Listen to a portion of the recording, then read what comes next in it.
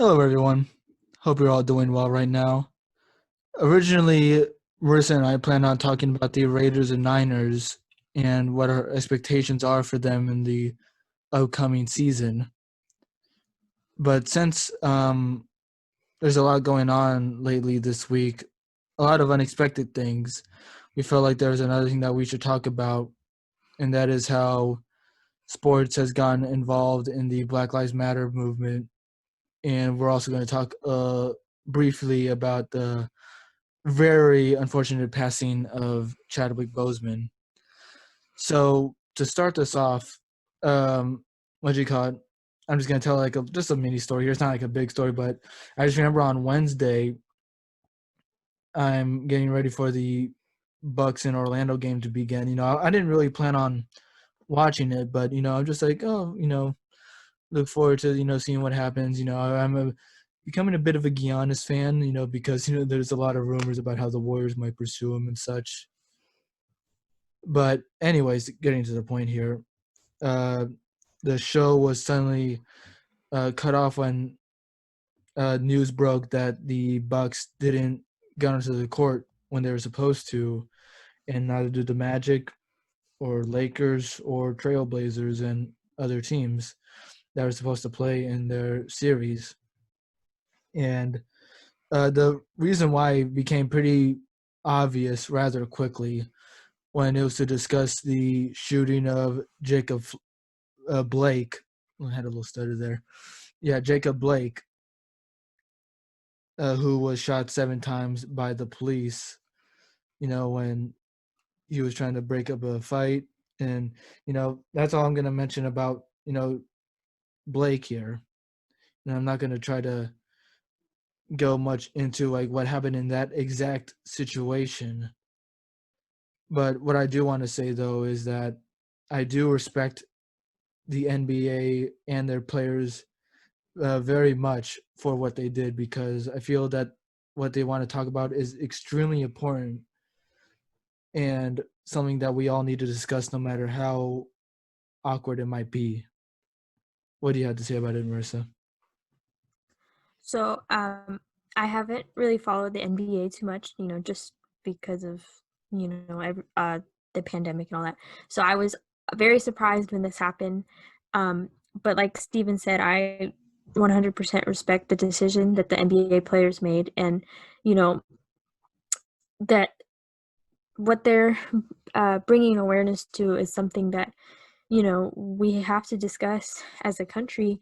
And I think the decision they made really impacted what the MLB was going to do with their games that night, which it did.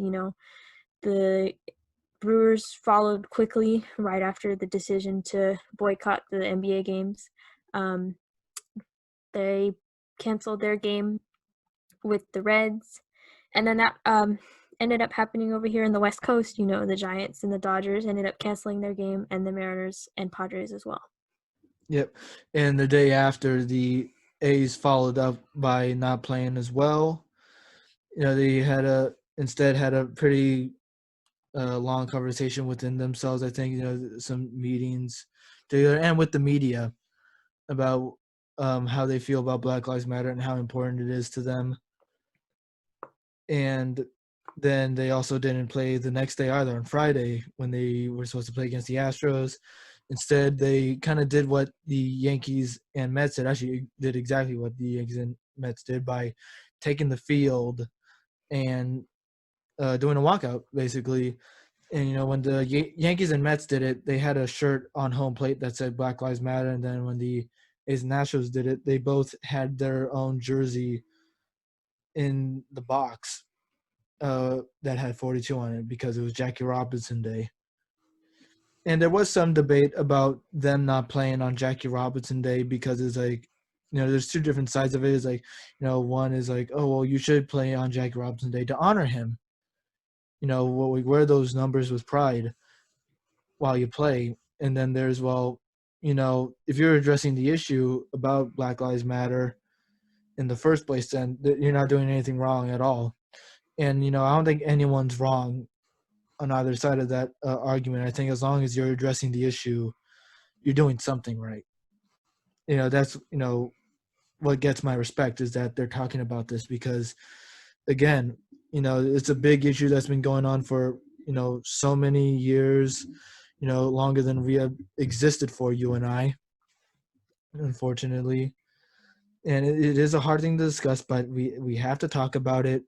you know I know some people, they go to sports because they don't want to hear about what's going on in the real world, but I don't want to sound like a hard ass about it, but it's like, it's too bad.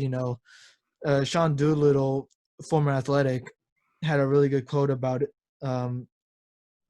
about coronavirus, which still resonates with what's going on right now, is that sports is kind of like the reward we get for having a functioning society.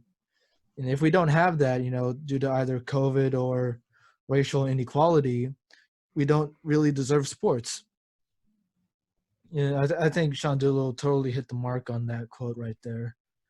Any other quotes or statements you have on your mind, Marissa? Yeah, so like Steven said, there's definitely going to be some people that aren't too happy with the decisions that were made this week. But, unfortunately for Black people in America who are constantly facing what's going on, even when they turn to sports, sometimes they can't tune out what's happening to them. So you really can't say that sports can sometimes, sometimes sports, they can't just, it just can't be free of this, for some people. So, I mean, that's unfortunate for, yeah, some people are unfortunately going to have to get over that sports can't just be about sports right now. Yeah, there's much more at hand for us in this country. And there was a negative comment I came across. It wasn't received too well from a Hall of Fame linebacker from the Chicago Bears, Brian Urlacher. He posted a tweet saying, Brett Favre played the Monday Night Football game the day his dad died, threw 4 touchdowns in the first half, and was a legend for playing in the face of adversity. NBA players boycott the playoffs because the dude reaching for a knife wanted on a felony sexual assault warrant was shot by police. You can say what you want about the Jacob Blake shooting. If you think that, hey, if he's wanted for sexual assault, there you go. But the true issue was that it wasn't handled well by the police. I'm not, like I said, I'm not going to try to get too much into it, but that's what the prime issue is. It doesn't matter what they did before; it matters at how it's handled. People shouldn't be afraid of dealing with police. Whether it's because there's a warrant out or you're simply just going through a traffic stop. No one should have to be scared, and no one should have to get shot 7 times when they're just going to their car. People could try to deliver, the quote unquote facts about it, whether or not like people are just pulling things up from, clickbait sites or they actually did their research. Just you got to look at that the police departments around this country need adjustment. And that's what Black Lives Matter is about. That's what they're trying to discuss. And, you know, um, when I was trying to discuss this earlier, with some people, was like, oh, but you don't want to really bring politics into sports a lot. But the problem is that it's not even political in the first place. This whole issue going on right now is about human rights. Everyone being treated equally, no matter what race they are. It shouldn't matter where your politics are in the first place, whether you're Democrat, Republican, or somewhere in the middle. We should all know that everyone's life matters, and that for Black people it's been disproportionate for so long, and that's where we need to have the focus, which is why Black Lives Matter exists in the first place. And that's pretty much what I have to say about that. And another quote I wanted to bring up was from Matt Forte, who was also a teammate of Urlacher's, which I found interesting, which is what he said: the comment Urlacher posted is void of empathy, compassion, wisdom, and coherence. Forte wrote, but full of pride and ignorance. I pray for those who have been blinded by their wealth, privilege, and earthly fame that breeds arrogance in their hearts. And those who refuse to acknowledge racism and injustice, but instead choose to place their energy into justifying it by quickly judging the victim's life as if they themselves are more valuable because their sins are different or weren't caught by man, but God sees all. I think Forte had a good response to that. He wasn't immediately he wasn't bashing Urlacher. It was more like of a correction. He was kind of correcting what Urlacher says, or checking him. I think that's a better word to use on that. He didn't have any ill towards Urlacher, but he kind of just say, hey, you got to realize what you're saying here comes off as ignorant or arrogant, which I agree with on Matt Forte. Before we go into the unfortunate passing of Chadwick Boseman, is there anything else you have to say, Marissa? Um, just quickly, I wanted to read a quote by from Amir Garrett. He was on MLB Central the other day. Amir Garrett is a pitcher with the Cincinnati Reds. He just seems like a really great guy. He said, "Nothing is political. It doesn't even matter what side you're on. Let's just come together as people and love one another." And I think he really hit it spot on. It doesn't matter what side you're on. Not to get into politics, that we really need to fight for equality for everyone, and especially Black people right now, and everything that's they're facing. And I also just wanted to say that um that athletes in the MLB, players and former players, are even taking it a step further. The Players Alliance, which is a nonprofit of 100 current and former Black players, they're donating their salaries from this weekend to combat racial inequality and aid Black families and communities deeply affected in the wake of recent events. So I know sometimes people will say, they're just athletes, they're just saying stuff. I mean, they're really trying. These athletes are really trying to make change, and that's really great. And I think it's something that should be respected. Yeah, and I want to add up something to that before we go into our next topic. Is we all got to realize that the athletes that have brought so much entertainment to us, they're human. Bottom line, they're human beings. They're allowed to say what they want. And some people might say, well, aren't they under an ownership and all that? I was like, yeah, well, we all have bosses and all that in our lives, but we should still have a right to say what we think about, whatever's going on, such as, racial inequality. I feel like that shouldn't even be much of a debate on whether or not athletes have the right to be activists. They have more than every right to do so. Everyone should have that right. That's what we're all supposed to have, freedom of speech. It's pretty simple. I feel like I have to explain it, and yet I also shouldn't have to. You know what I mean? Definitely. Yeah, it's such as I said, it's such an awkward conversation to have in the first place, but it needs to be had. So yeah, and now, yeah, next topic, and our last one. We're gonna keep this as a relatively short episode for tonight. But yesterday, Chadwick Boseman, famed actor for playing Black Panther, Jackie Robinson, passed away recently yesterday of colon cancer that he's dealt with since 2016. It came as a shock to everyone when it first happened, especially to you and me. And it was like, what? Like it was very it felt unreal. It's like a bad dream. It was like what happened? Like no one really knew that he was dealing with cancer in the first place, and like you kind of get that now. When you look at things in hindsight, there's pictures of him on Instagram, from his own Instagram, of him looking skinnier than usual. It's like, oh, what's people thought he was preparing for a movie, or that he was dealing with something else. No one really knew, but now we do know, and it just it definitely hurts. Someone like as great as he was. I've heard so many great stories about the great guy he was. From his cast mates, Chris Evans, Robert Downey Jr., and then other athletes who he inspired as well. LeBron James, Klay Thompson, Victor Oladipo, Andrew McCutcheon. Do you have a quote from him? Yeah. So Andrew McCutcheon said, I met you at the premiere of 42 in Pittsburgh in 2013. Even though you were in the spotlight and all eyes were on you, I remember you saying, I'm that one that's starstruck by all of these athletes here. That's the man you were. Humble, you will be missed. Rip Chadwick Boseman.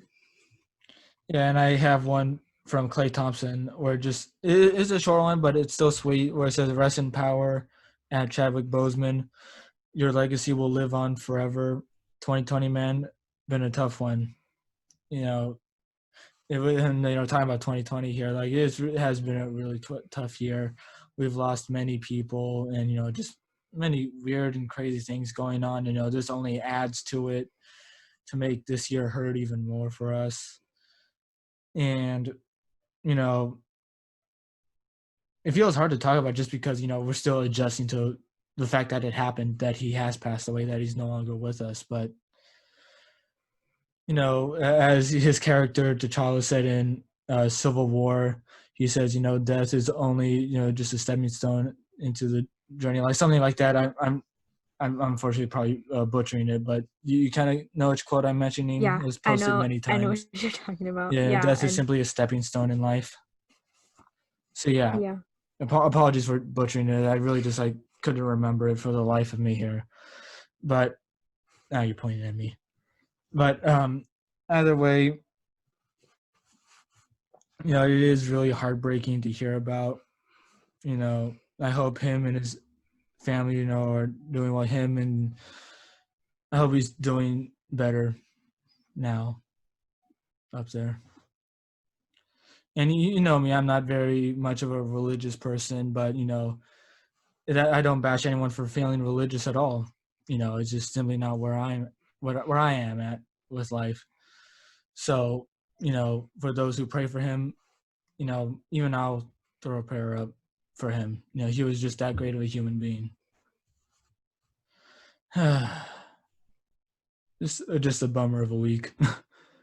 yeah. Um, yeah, just prayers to Chadwick Boseman's family and all his friends and castmates. It was definitely a really hard loss. He's a great actor and just great man, and I know he made a big impact on a lot of people. Yeah. Well, I'm really sorry, folks, for ending on a depressing note, but since this happened so abruptly, and I feel like it's really important to talk about. But yeah, life isn't always going to be so happy, guys. But hopefully later this week we'll have some. We'll post about the Raiders and Niners, maybe another thing talking about the Warriors. Again, like it's hard maintaining a really good attitude with everything going on, but we do promise more content in the future, very near future. Yeah, do you have any last words, Marissa? Nope, just stay safe, everyone. Make sure to take care of yourself mentally and physically, and go Giants. And I will say that, always make sure your friends and family are doing well, as, since no one really knew about Chadwick's cancer, it truly shows that, you never really know how someone is doing on the inside or, behind the scenes of life. So, for any friends and family that you had that you maybe feel some concern for, just you want to check up on them, go ahead and do it. Just make sure they're doing okay. Just ask, hey, you doing all right? That's literally it. All you got to do, and that can go a long way for many people. And that is what we're going to leave you off with. Everyone, have a good night.